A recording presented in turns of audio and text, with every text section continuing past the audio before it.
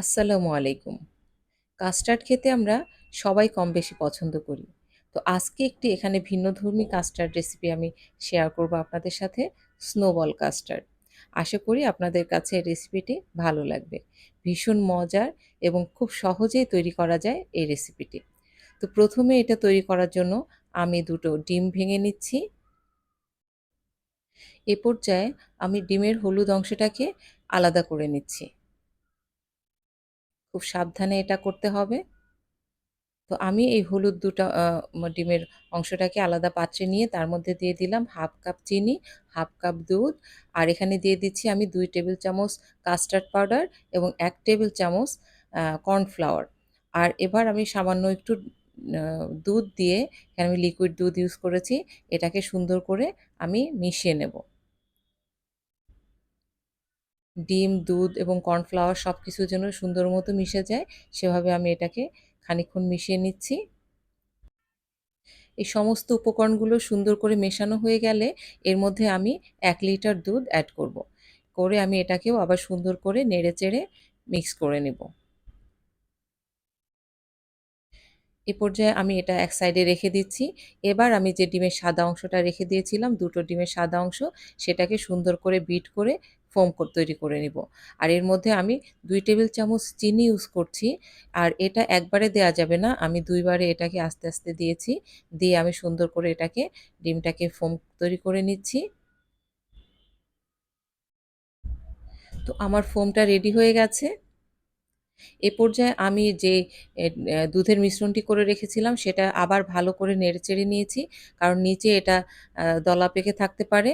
এরপরে আমি এটাকে চুলায় দিয়ে মিডিয়াম ফ্লেমে এটাকে আমি ৪ থেকে ৫ মিনিট পর্যন্ত এটা জাল করব। এটা জাল করতে, করতে কিছুক্ষণ পরেই দেখা যাবে যে এটা ঘন হয়ে এসেছে। তো দেখতে পাচ্ছেন আমার দুধটা এটা ঘন হয়ে গেছে। এই পর্যায়ে আমি একটা ছোট যে চামচ, আমার মেজারিং কাপের যে গোল একটা চামচ আছে 1 টেবিল স্পুনের, সেটা দিয়ে আমি ছোট, ছোট করে এই এ কাস্টার্ডের মধ্যে ডিমের ফোমগুলোকে দিয়ে দিচ্ছি। এটা সবগুলো মসৃণ হবে সেটা দরকার নাই। এটা এবড়ো-থেবড়ো হলেও এটা দেখতে সুন্দর লাগবে। তো আমি এভাবে সমস্ত ফোমগুলাকে অ্যা কাস্টার্ডের উপরে দিয়ে দিচ্ছি। খেয়াল রাখতে হবে এই পর্যায়ে আমার চুলার ফ্লেমটা যেন একদম লো হিটে রাখি। এরপরে আমি এটাকে কাভার করে দিয়ে তারপরে আমি চুলার ফ্লেমটা একটু বাড়িয়ে দেব মিডিয়াম টু লো হিটে।